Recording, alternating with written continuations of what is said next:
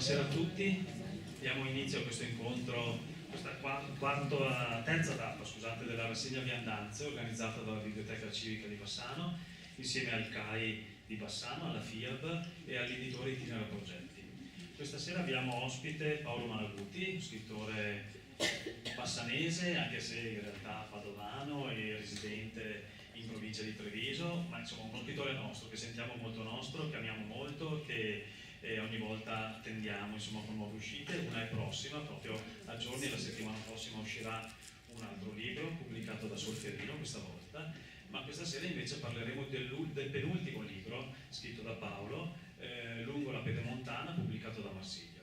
Ma non vi dirò niente perché poi sarà Paolo Malaguti insieme a Federica Augusta Rossi, che ringrazio per la sua partecipazione, a parlarne. Vi anticipo l'appuntamento della settimana prossima, venerdì 24 maggio, sarà un incontro dedicato a Buzzati, Tadino Buzzati, scrittore di montagna, quindi un incontro crediamo molto interessante. Saranno Davide Melchiori e Mario Busana a parlarne. L'ultimo appuntamento della rassegna, il 31 maggio, vedrà la partecipazione di Andrea Budu Toniolo, un personaggio molto originale, molto singolare, che ha fatto di alcuni suoi problemi fisici in realtà un punto di forza, al punto da arrivare a percorrere a piedi il tratto dalla provincia di Padova fino a Caponord. Ne ha scritto anche molto ed è solito fare queste avventure a piedi, ci racconterà appunto, ci parlerà di questa sua esperienza. Sapete che il tema di Viandanze è proprio la mobilità, il viaggiare, il muoversi a piedi, soprattutto nel nostro territorio, nel territorio veneto, ma non solo. Lascio la parola a Paolo Malaguti e ringrazio nuovamente a Federica.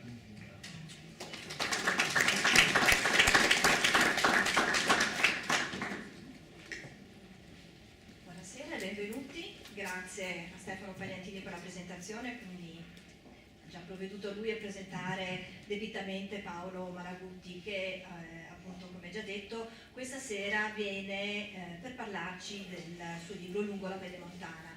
Un libro che sicuramente incarna alla perfezione lo spirito della rassegna, appunto Viandanze. Perché è effettivamente un libro dedicato alla mobilità lenta, e quella della lentezza è un tema, è una caratteristica che Paolo Malaguti ha effettivamente studiato, affrontato e trattato. Brevemente, giusto per inquadrare un attimino il libro per chi non l'avesse letto, di che cosa si tratta? Si tratta di un viaggio lungo la superstrada pedemontana veneta, quell'enorme cantiere che si sviluppa per 93 km da Montecchio Maggiore fino a Spresiano, ed è attualmente la più grande opera appunto presente in Italia.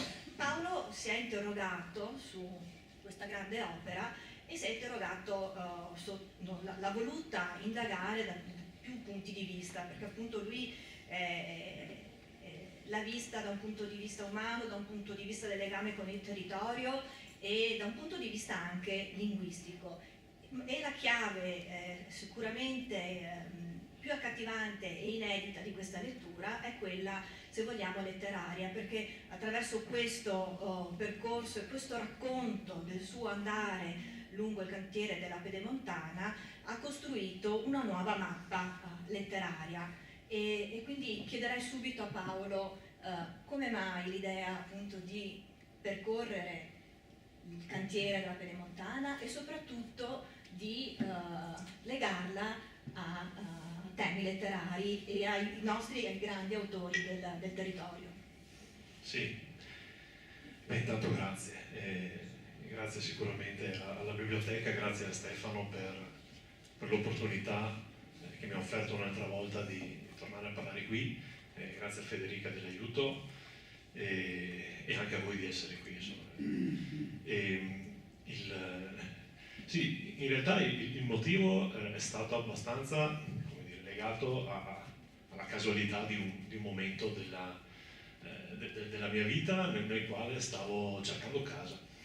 e dopo alcuni anni vissuti in quel di Borsa del Grappa abbiamo deciso insomma, di cambiare un po' zona e eravamo in quella fase un po' schizofrenica, perché per certi aspetti è molto bella, molto propositiva, molto progettuale della ricerca dell'immobile, per altri aspetti insomma è impegnativo perché bisogna mettere a posto idee diverse con un sacco di variabili, quindi era un periodo abbastanza denso. Insomma, alla fine avevamo trovato un immobile che ci sembrava potesse andare bene, conciliava bene o male le priorità in campo. Siamo andati a visitarlo e nell'andar via eravamo nel comune di Riese Pio X, zona di Spineda. Ecco.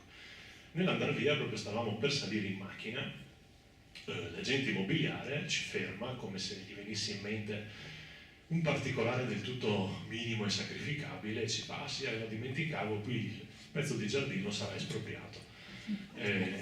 Ah vabbè, grazie, insomma, quindi, come mai? No, perché qui passerà la superstrada. Devo dire, ignoranza mia, avevo solo sentito parlare, anche abbastanza in confuso, fino a quel momento della superstrada. Non avevo nemmeno idea di quale fosse, di quale sarebbe stato il suo tracciato.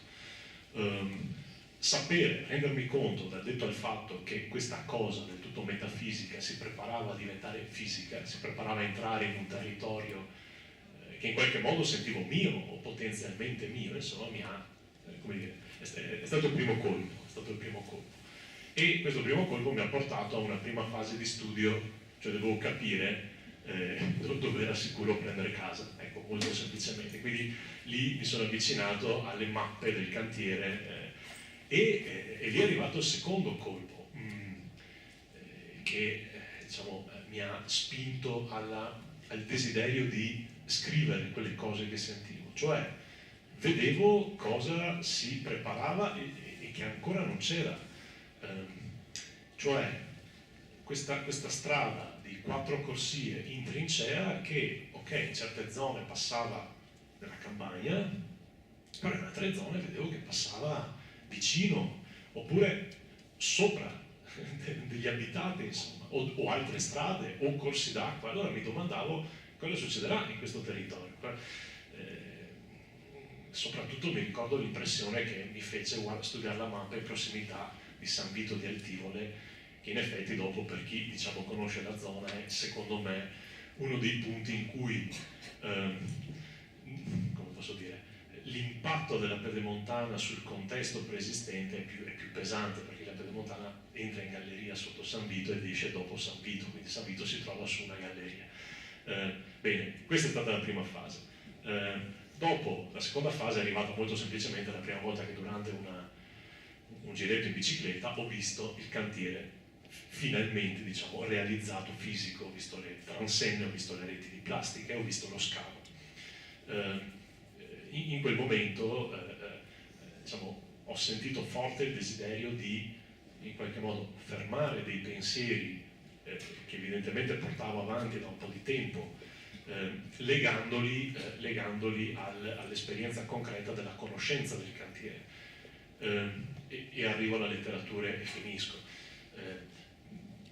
Preciso una cosa prima, per una convenzione banale, cioè che non è mia, insomma, che ho letto per la prima volta leggendo Meneghello, che il cambiamento è un po' traditore, nel senso che nel momento in cui tu vivi il cambiamento, nel momento in cui tu sei dentro lo strappo, positivo o negativo, di quel cambiamento in sé, lo percepisci, ti fa male, sanguini, però dopo tu che l'hai vissuto puoi tenerlo nella memoria, ma chi ci nasce già nel nuovo, per usare le parole di Meneghello, ecco, per lui quello sarà natura, sarà la normalità.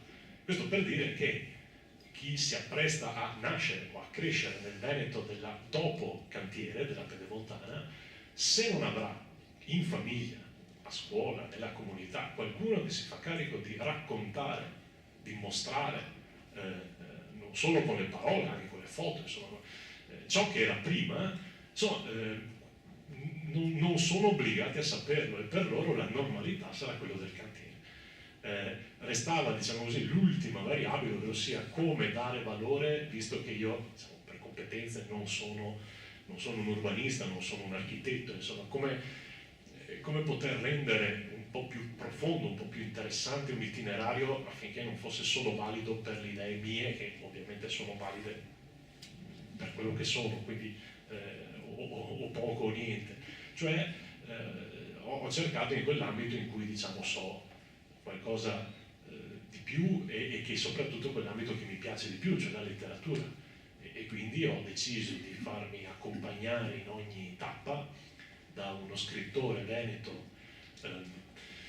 uno solo evidente dei 6 diciamo, che mi hanno accompagnato, cioè l'italiano Trevisan, e gli altri possiamo definirli ormai dei grandi classici, ad esempio Buzzati, che è stato nominato prima, è uno di questi, che in maniera diversa, con linguaggi diversi, hanno testimoniato il grande cambiamento del paesaggio veneto, cioè quel primo pesante profondo strappo di cui in qualche modo siamo tutti figli o nipoti, quello del grande boom degli anni 60. Ecco, questo è il cosa. E dopo ovviamente come speravo e come dopo è capitato, in realtà la cosa è nata cosa e gli scrittori, il cantiere e il paesaggio attorno sono entrati un po' in relazione, quindi è anche stato molto, molto arricchente provare a raccontare quello che notavo di volta in volta. Arricchente e anche sicuramente tu l'hai avvertito, scrivevi come un dovere.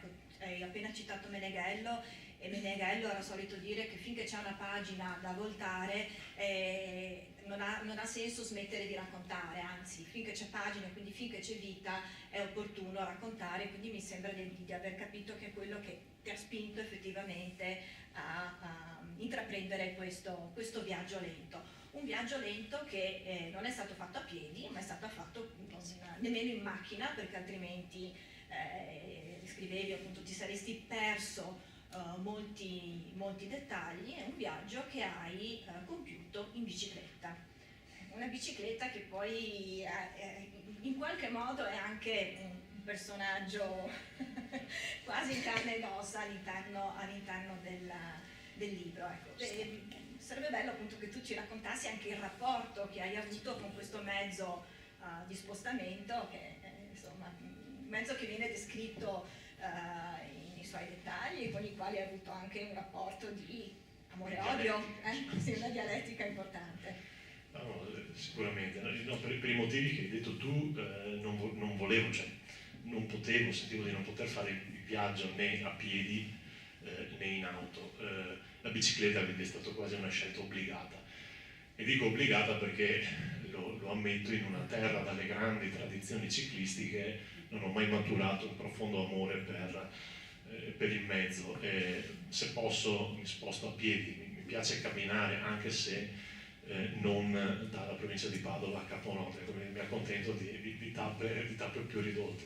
E diciamo qui il giro in bici era dettato da più motivi. Il primo, ovviamente, dovendo sfruttare i ritagli di tempo, i giorni liberi, insomma i fine settimana, volevo vedere una porzione abbastanza significativa di pedemontana.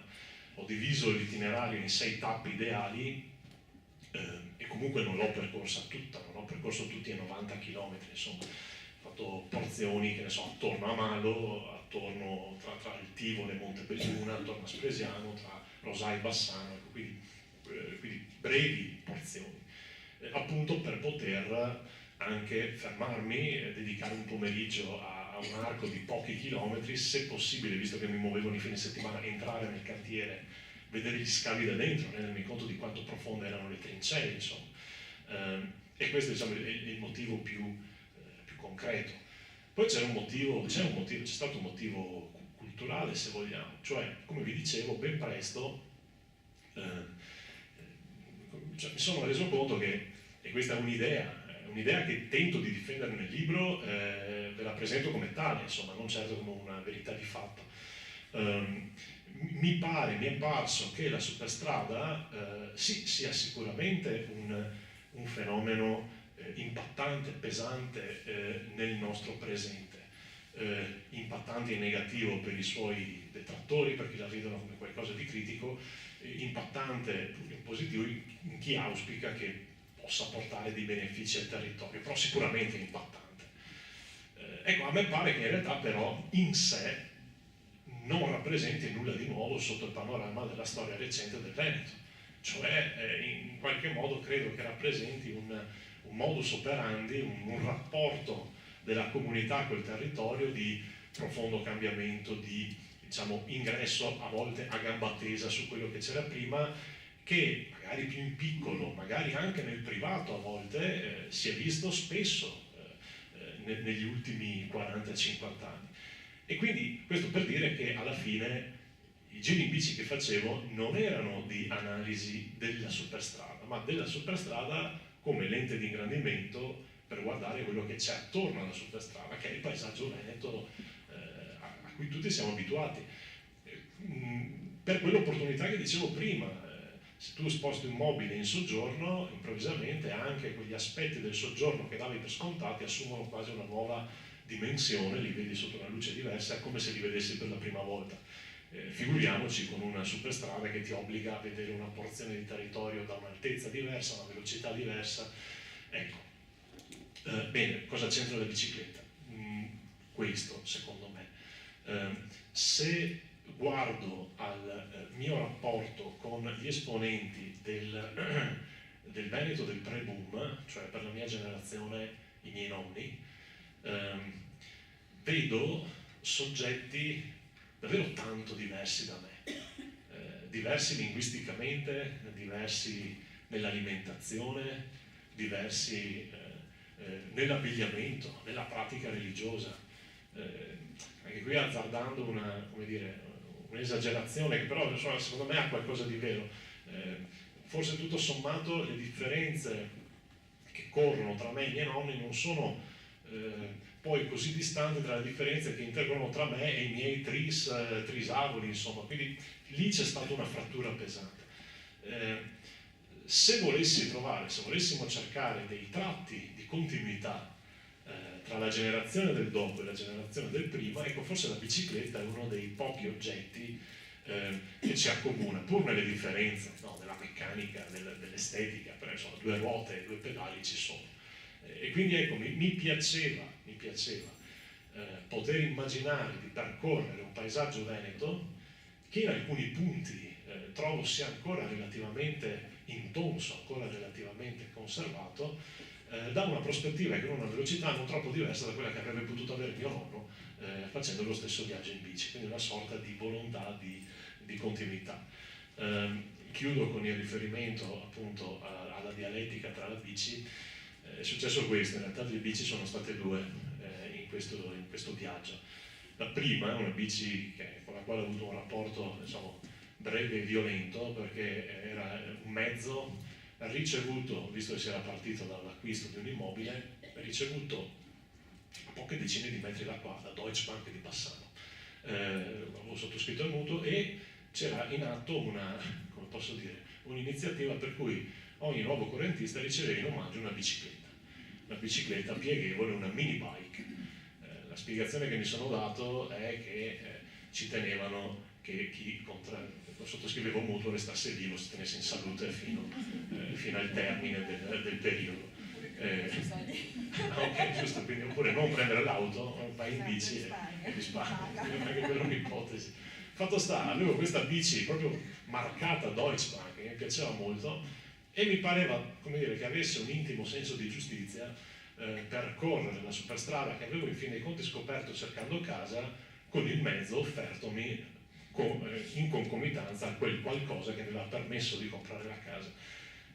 Ho dovuto, come dire, resistere alle obiezioni di mia moglie che molto sinceramente mi diceva te ne pari mona su quella bici, perché è una bici piccola pensata appunto per brevi distanze, e in effetti ha avuto ragione, perché o la usavo male io oppure non era proprio in linea con il luogo comune che le cose tedesche sono fatte in maniera solida, cioè mi ha abbandonato dopo poco, si è rotta, e quindi quella è stata la prima bici e quindi ho ripiegato su una bottiglia vecchia che avevo, che però insomma si è rivelata solida. Comunque ho sempre pedalato lentamente, molto lentamente. Vabbè, comunque una bicicletta solida e fedele, e vi invito appunto a scoprire i brani, ce ne sono parecchi deliziosi e anche esilaranti nei quali appunto Paolo Malaguti racconta le sue avventure, le sue peripezie con questo mezzo amato e insomma anche per certi versi un po' temuto e odiato. Quindi dicevi appunto la bicicletta, che è un filo rosso che lega più generazioni, quindi le generazioni pre e post boom economico, ed è un mezzo lento che ovviamente va in netta antitesi con la velocità che invece la superstrada realizzerà una volta terminata, quindi velocità di spostamenti, velocità di scambio di merci, e questo è un altro dei temi che tu hai affrontato e sui quali ti sei interrogato, andando a immaginare e anche a cercare di indagare proprio le motivazioni di questa necessità di spostarsi sempre più velocemente, di portare merci da un luogo all'altro, quindi di facilitare un'economia, soprattutto quella veneta, che è fatta sull'andare veloce e riprodurre soprattutto. Sì, ecco, questa tua domanda, diciamo, ovviamente stimola una mia presa di posizione, quindi ecco, premetto questo, come ho già detto prima, adesso mi accingo a dire delle mie idee che mi sono formato durante il viaggio. Ecco, dico la verità, ero partito abbastanza prevenuto, nel senso pensando che sarebbe stato facile, sarebbe stato, come dire, un percorso con una tesi già chiara. In realtà cioè tappa dopo tappa, come credo capiti sempre nel momento in cui ti approcci a una realtà complessa, mi sono confrontato con persone, ogni tappa incontro amici, colleghi, ex studenti, insomma, con anche prospettive differenti nel merito di questo oggetto, e quindi mi sono obbligato a una cosa che è stata un po' difficile nella fase di scrittura, ma credo, almeno io la sento come davvero necessaria, cioè difendere la complessità del ragionamento. Diciamo, parlo da insegnante, mi permetto di parlare un attimo da insegnante. Credo che questo periodo, non questo breve periodo, ma gli ultimi anni siano segnati da un rischio che chiaramente parte o trova una sua contestualizzazione nel mondo politico, ma poi abbraccia anche altri ambiti, cioè il rischio della semplificazione delle cose, cioè il rischio che passi il messaggio, soprattutto a chi magari non ha una grande esperienza, e penso ai ragazzi che si affacciano al mondo, che problemi enormi possano essere ridotti a uno slogan, ridotti a una formula, a un post o a un tweet. Ecco, questo lo trovo davvero pericoloso. E chiaramente è un pericolo che è dettato dai canali con cui comunichiamo, con cui sempre più spesso ci sembra scontato comunicare. Quindi ecco, nel poco o niente che è questo viaggio in bicicletta, ho cercato di tenere fede a una convinzione che ho, ovvero sia che nel momento in cui si confronta con un problema complesso, come ogni problema che insiste sul paesaggio, sulla società, nei limiti del possibile è giusto partire dalle proprie opinioni, ma in maniera tale che queste opinioni non siano preconcetti, ma siano aperte a un confronto, ad ascoltare le ragioni differenti, e magari alla fine avremo ragionato un'ora e ci siamo mossi di 1 millimetro, ma insomma sempre meglio che non ragionare e dire io non mi muovo di 1 millimetro da dove sono, formula che tra l'altro sento molto spesso nei dibattiti pubblici. Detto ciò, l'idea che mi sono fatto è di una grande opera per la quale si auspica, si spera una ricaduta positiva sull'economia del Veneto, dell'Alto Veneto. I sostenitori tra le formule che hanno ripetuto più spesso l'Alto Veneto, l'Alta Provincia di Vicenza, la Provincia di Treviso non hanno strade a scorrimento veloce, e invece hanno un tessuto di imprese medie, anche grandi o molto grandi, che, come dire, come se tirassero l'ossigeno da un tubo troppo sottile, hanno bisogno di più spostamento, più velocità. Quindi il tema della velocità come necessaria per muovere più denaro. Chiaramente preciso, è un auspicio questo, cioè non c'è la certezza che questo capiti. Adesso non voglio entrare nel tecnico, però abbiamo a pochi chilometri da noi l'esempio della, cos'è, la A31, quella che da Vicenza Nord segue fino a Noventa Vicentina, anche lì è un'autostrada, tra l'altro non una superstrada avrà il limite dei 110, un'autostrada che doveva, come dire, sgravare la Padova-Ferrara, e che insomma, ad oggi è semideserta, ha dei passaggi davvero inferiori rispetto alle aspettative. Cioè, per fortuna nessuno ha la sfera di cristallo, cioè non si sa come andrà, si spera che vada bene. In nome di questi vantaggi però mi pare che in maniera abbastanza oggettiva, cioè mi pare che comunque la si pensi, questo non si possa negare, si siano accettati dei sacrifici. Ad esempio si è sacrificato del suolo, questo è già un problema in sé.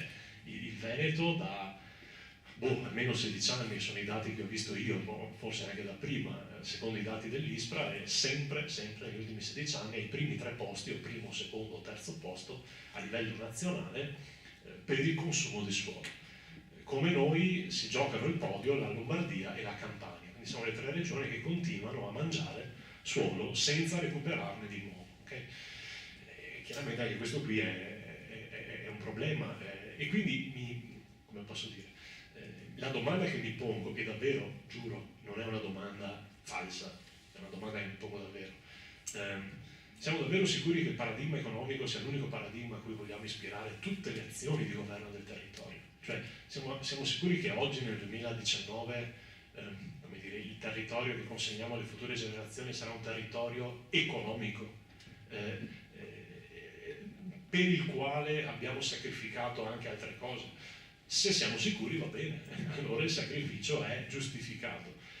Diciamo che, e chiudo con la provocazione, questa sia una provocazione, allora però non capisco come mai poi capitino certe cose. Faccio solo un esempio.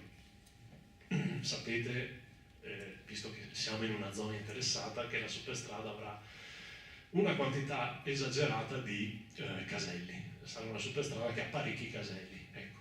Per fare un esempio, l'esempio che a me fa più sorridere, Montebelluna avrà 2 caselli, Montebelluna Est e Montebelluna Ovest. Quindi, in corrispondenza di uno di questi caselli, di Montebelluna Est, ci sarà un centro commerciale che si chiamerà Montello Hill, di 30.000 metri quadri di superficie. Quindi diciamo il dubbio, come dire, l'osservazione che io avanzo è questa: se una delle ragioni per le quali la superstrada si costruiva era favorire spostamenti più rapidi di persone in maniera tale che io da Bassano posso andare a Montebelluna e viceversa in 10 minuti, perché allora poi mi rendi lo spostamento meno utile facendomi un sacco di centri commerciali in un momento in cui magari c'è anche il rischio che non tirino più poi da... Vogliono proprio costringerci a spostarci più velocemente da un centro commerciale all'altro, potrebbe essere anche quello. Quella è un'ipotesi. Potrebbe essere in realtà, quindi alimentare sempre eventualmente il consumo. Ecco, e appunto dicevi che questa tesi della velocità è effettivamente tutta da provare, o comunque il risultato finale dell'aumento della velocità lo si potrà verificare solo una volta ultimata l'opera. E se non riuscisse si aprirebbe un altro scenario. Hai parlato anche di incontri con amici, conoscenti, ex alunni addirittura, e a proposito appunto di questa eventualità che la velocità poi di fatto non sia così interessante, mi viene da chiedere che ci potrebbe essere anche il caso di una nostalgia, se non ricordo male dovrebbe essere Otello che parla anche del diritto alla nostalgia. Sì, è vero. Sì, allora, diciamo questo, come dicevo prima, ogni tappa, ognuna delle 6 tappe è accompagnata da un incontro fisico, insomma, che magari, ecco, qui c'è un po' di gioco letterario, non sempre sono riuscito a organizzare effettivamente in coda al giro in bici, magari una settimana dopo, però l'incontro c'è sempre stato. L'editrice qui aveva in mente, avrebbe voluto che facessi incontri con amministratori del territorio, esponenti dell'industria, giusto per sentire le opinioni a un livello altro, magari di persone che hanno avuto anche una responsabilità di governo. Ecco, questo non era nel mio piano per una ragione semplice, ovvero sia sentivo l'esigenza di incontrarmi tappa dopo tappa, anche per una questione di mio carattere, con persone che già conoscevo, con le quali avevo già confidenza, per poter fare in modo che fosse una conversazione franca, che magari potesse anche arrivare al, diciamo così, al litigio, al confronto aperto, appunto, e non un'intervista a qualcuno che non avevo mai visto prima. Lo stesso motivo anche per cui le tappe le ho fatte sempre in zone che già conoscevo, che già avevo visto prima del cantiere. La tappa di Arzignano, appunto, mi sono incontrato con un amico, ex insegnante delle scuole medie, che fa da anni il cantastorie, cioè raccoglie, conserva la tradizione orale delle cante. Lui è dei Lessini, insomma, ed è specializzato nella tradizione veronese, però è un archivio vivente, discepolo, diciamo, di Dino Coltro, e chiaramente mi portava una sua prospettiva, perché una delle domande che facevo era: qual è il tuo primo ricordo del cambiamento?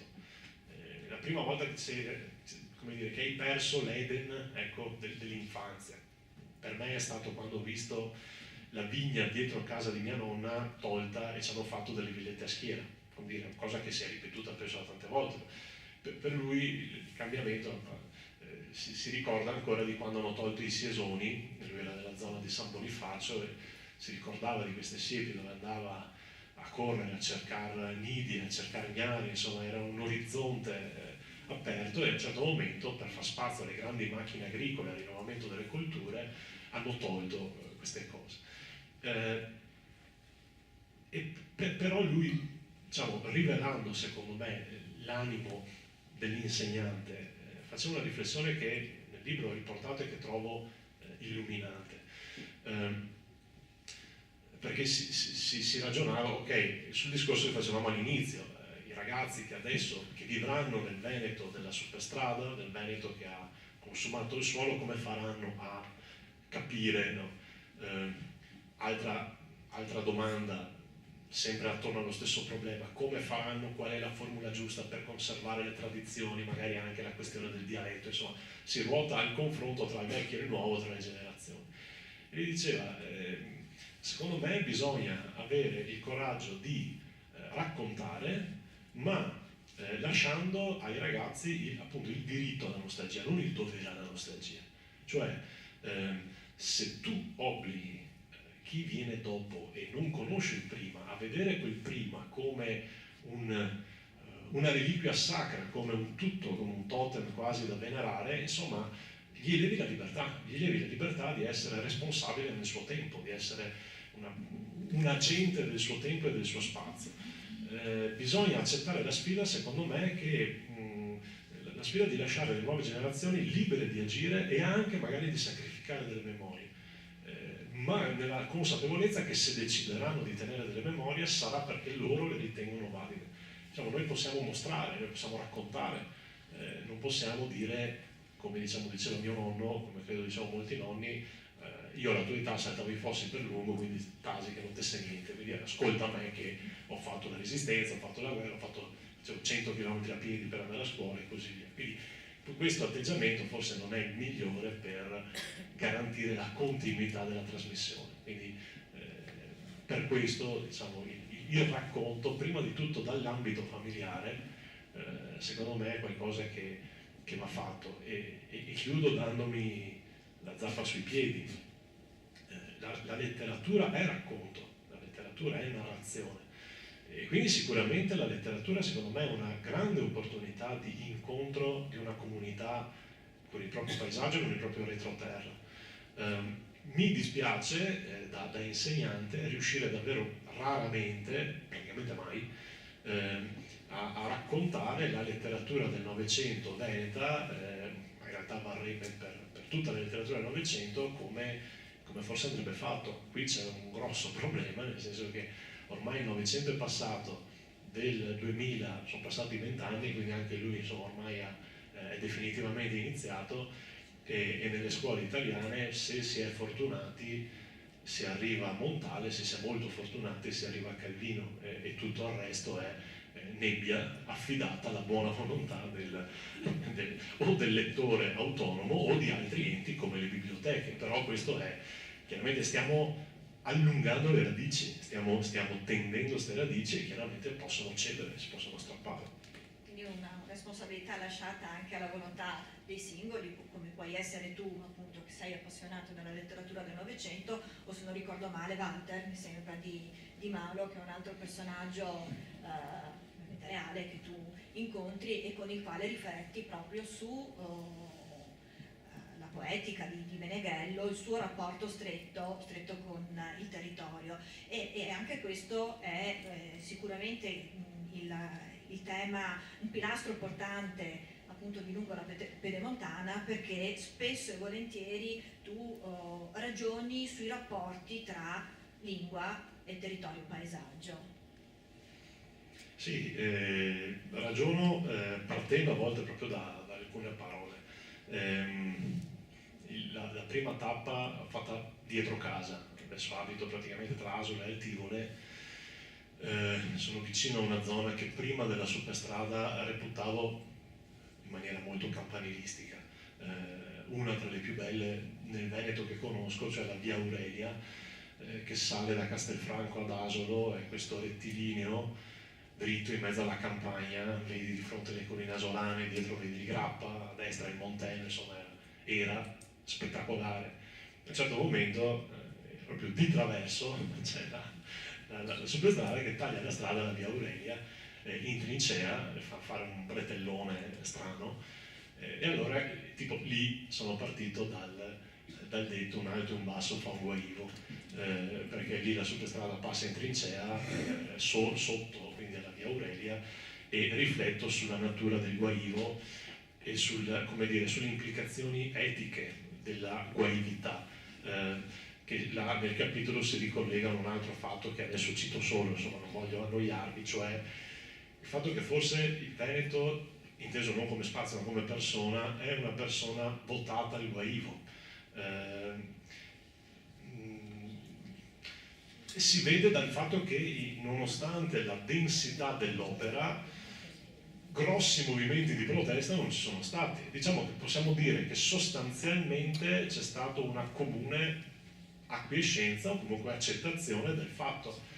E anche qui mi interrogavo sul perché, insomma, forse va bene davvero a tutti, forse va bene davvero alla maggior parte, quindi bene così, o forse almeno questa è l'opinione anche di molti che ho incontrato, per ragioni scivolose, perché si entra nella specificità di una comunità rispetto a un'altra, forse per noi davvero, ma sì, tanto le guaivo, quindi c'è una sorta di intrinseca vocazione al compromesso finché non mi toccano nel mio, lascia che facciano. Un altro, nel capitolo di Montebelluna, visto che si parla del Montello Hill, lì mi sono avvicinato al Degheio, quindi il capitolo si intitola Looking for Degheio, perché è proprio uno spazio, quello lì, forse secondo solo a quello di Arzignano come frantumazione del paesaggio preesistente.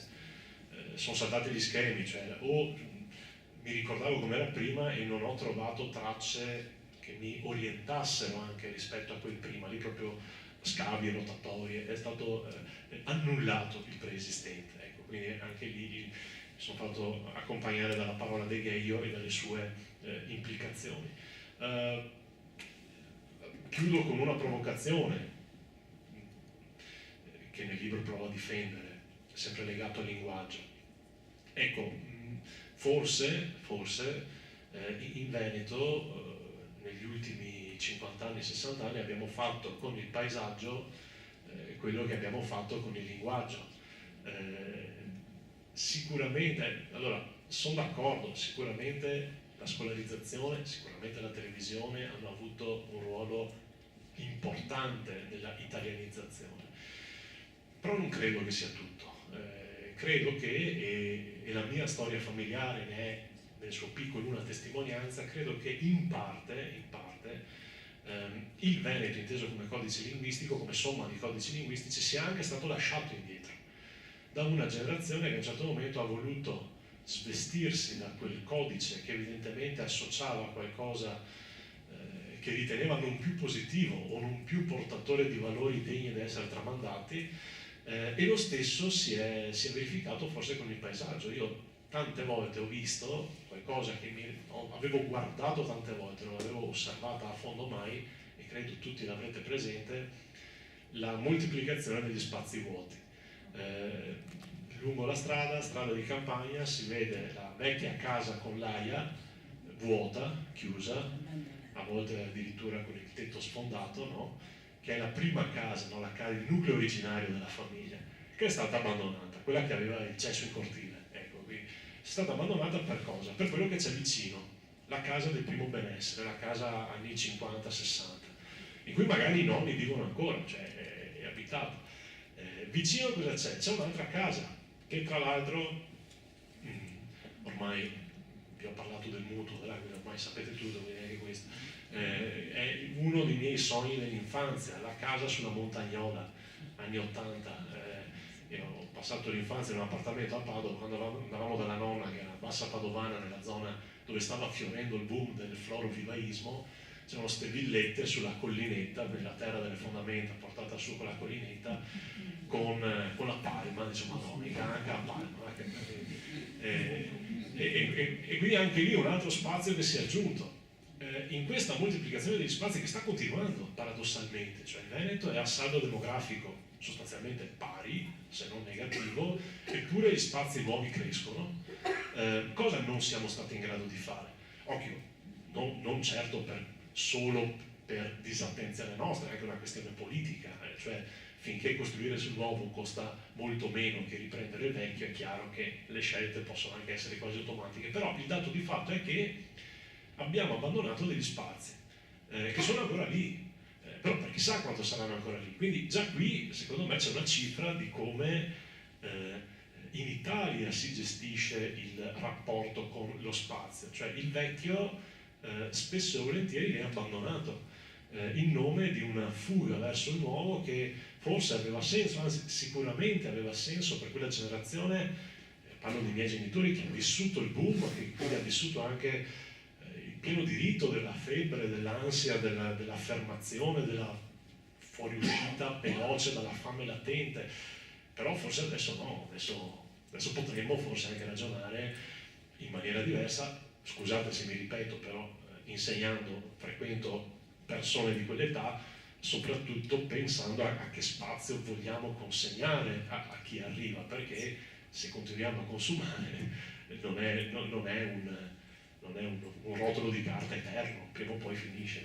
Sì, anche perché questo apre un altro fronte, un altro problema, perché non solo abbandoniamo il vecchio, ma spesso e volentieri produciamo del nuovo e lo lasciamo incompiuto, perché appunto nel tuo viaggio lungo la pedemontana spesso e volentieri ti sei imbattuto in costruzioni recenti, non ultimate, e questo effettivamente costituisce un problema che è un problema pratico, ma anche un problema effettivamente morale per noi e per le generazioni che verranno dopo di noi. Parlando sempre di territorio e di linguaggio, tu sottolineavi un parallelismo tra la terminologia nettamente legata a un periodo drammatico della nostra storia, cioè la Prima Guerra Mondiale, e una terminologia legata alla costruzione della nuova pedemontana, perché spesso e volentieri ricorrono trincee e gallerie. E anche questa è una riflessione che meriterebbe un attimino di essere condivisa qui, perché crea quasi un blackout, ecco, nella mente di chi legge, che per la prima volta magari si trova a interrogarsi su questa omonimia, che però effettivamente ha dei significati completamente diversi. Cerco di essere telegrafico. Mi faceva sorridere le prime volte, appunto per la mia passione nei confronti della Grande Guerra e dei paesaggi della Grande Guerra, leggere che ai piedi del Grappa, a distanza di un secolo, si riprendono a scavare trincee. Chiaramente questa volta sono trincee della superstrada, però comunque sono segni sul territorio. Segni che resteranno, insomma, segni che resteranno. Tanto sono segni belli profondi, insomma, qui credo di parlare a un pubblico che nel bene o nel male, al di là della differenza di idee, sa di cosa parliamo, quindi sono trincee che raggiungono anche la profondità di 25 metri in alcuni punti del tracciato, con anche qui le variabili connesse anche da notizie recenti di scavi che hanno portato alla luce quello che evidentemente altri avevano interrato in precedenza, e anche questo è segno di un rapporto, diciamo, non sempre virtuoso, o non da parte di tutti virtuosi con il territorio. Quando ho ragionato del rapporto tra superstrada e Grande Guerra, è stato nella zona di Spresiano, e lì mi faceva accompagnare dal deserto dei Tartari, di Buzzati, e mi piaceva chiudere il capitolo interrogandomi su chi effettivamente sono i Tartari, cioè se le persone che a volte additiamo come il rischio per il nostro ambiente, per il nostro contesto, per il nostro quotidiano, sono davvero portatori di rischio, se magari effettivamente siamo prima di tutto noi con il nostro comportamento a mettere a rischio lo spazio in cui viviamo. E questa era, diciamo, era la provocazione. Il ragionamento storico a me invece era un altro, non è mio, me l'hanno proposto in momenti diversi due interlocutori, ovvero sia che la Grande Guerra è stato per il Veneto, il Friuli e il Trentino, è stato un primo grande trauma, un primo grande solco nella terra e nelle comunità, che in qualche modo forse ancora oggi, stanno a dirsi, è passato un secolo, ancora oggi però mostra le sue conseguenze. Cioè si sono rotti dei legami violentemente con la terra. Non dimentichiamo che il Veneto dopo tra il 19 e il 22 è la prima regione italiana per emigrazione, e che forse alcuni fenomeni che dopo nascono e che dopo magari entrano in una fase carsica ma dopo riemergono di gestione violenta del territorio, chissà, insomma, secondo alcuni, trovo questa tesi difficilmente dimostrabile ma affascinante, forse un peccato originale, un primo trauma, una prima ferita che poi non si è più richiusa, è proprio addirittura ascrivibile alla Grande Guerra, a quel fenomeno che qui chiaramente ha battuto molto più violentemente che da altre parti. Quindi appunto segni che sono rimasti sul nostro territorio, segni di 100 anni fa, segni contemporanei, e poi ci sono anche cipri viali, quindi parlavi appunto di via Aurelia, della Postumia, di queste strade che un tempo correvano rettilinee per chilometri e chilometri, d'altronde insomma vabbè, non c'era la densità di popolazione che c'è adesso, di costruzione che c'è adesso, ed era molto più facile. Ritornando invece al linguaggio, ovviamente hai citato i fiumi principali, quindi Brenta e Piave, che tu hai continuato a chiamare, a connotare al femminile, giusto? Sì, la Brenta e la Piave, sì. Quello è, diciamo, un vezzo a cui non ero abituato, mi sono abituato, diciamo, conoscendo, quando ero in Santi 40, Ulderico Bernardi, che quindi ha scritto Cara Piave, e qui insomma, inutile dirlo, quelle occasioni fortunate, sempre davvero ricche a livello umano, di confronto, di incontro con le tante esperienze di recupero, di conservazione, di rinnovamento del patrimonio culturale, artistico della Valle della Brenta. Appunto la Brenta resta sempre signora o signorina, quindi allora mi piace continuare su questo solco e non renderli maschili, li trovo molto più poetici se sono la Brenta. Ecco, faccio più fatica invece quando, appunto perché appartengo a un'altra generazione, quando sento ancora, ormai tanto che non lo sento, però ogni tanto mia nonna si lasciava scappare la sale, la latte, e allora lì in quei casi com'è possibile? Addirittura non ci sono più pietre certe su cui fermare il piede, se anche il latte può essere la latte.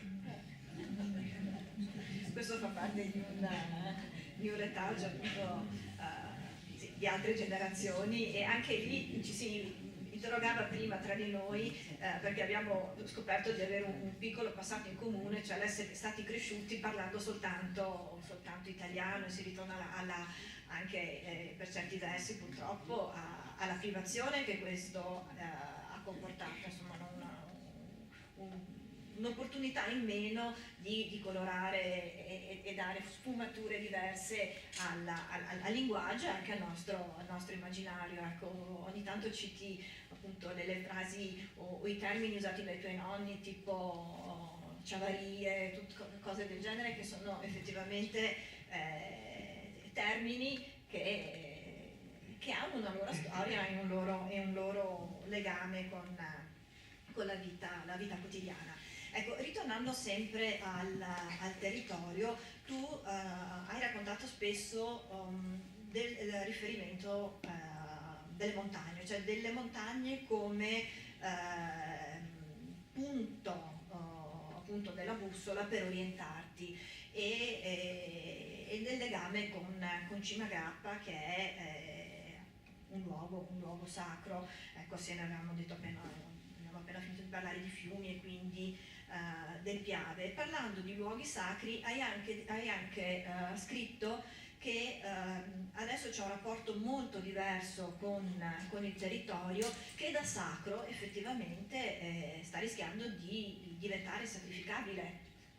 Sì, appunto, giocavo sul rapporto tra una civiltà che anche per la necessità di dare valore al poco o al pochissimo che si aveva, quasi sacralizzava questo poco, quindi conservandolo, preservandolo, facendolo una reliquia, a una civiltà che è quella in cui siamo cresciuti, che, occhio, per certi aspetti, per fortuna, ha così tanto e così tutto, che tutto è sacrificabile.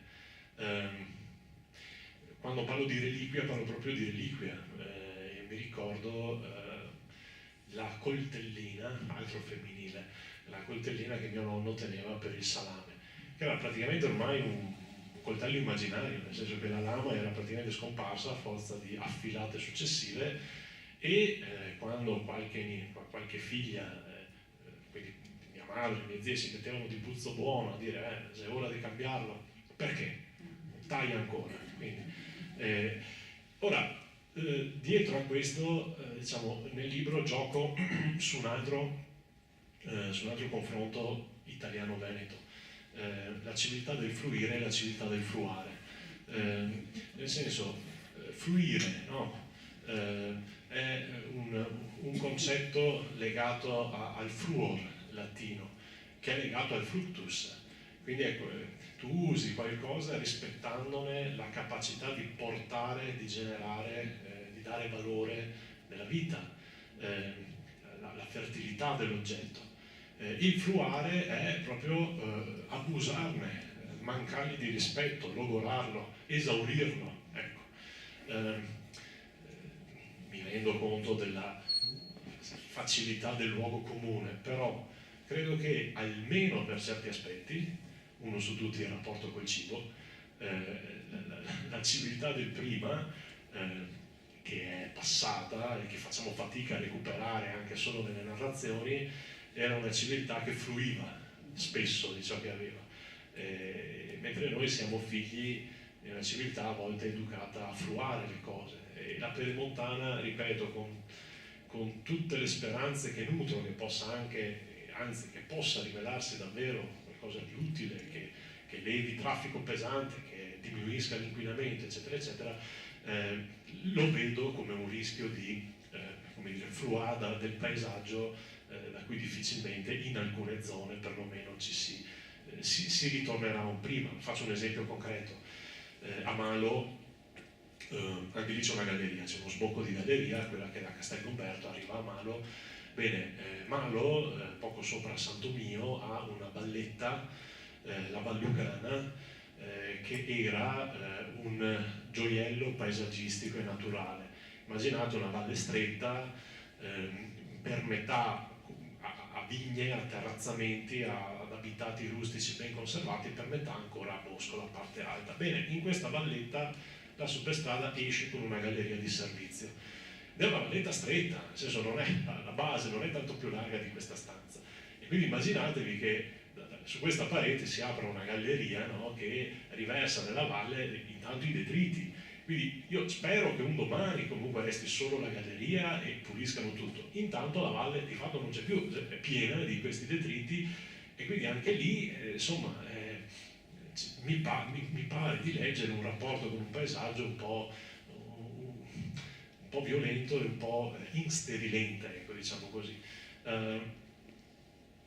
In tutto ciò ritorno sul problema delle nuove generazioni, cioè la lancio come provocazione.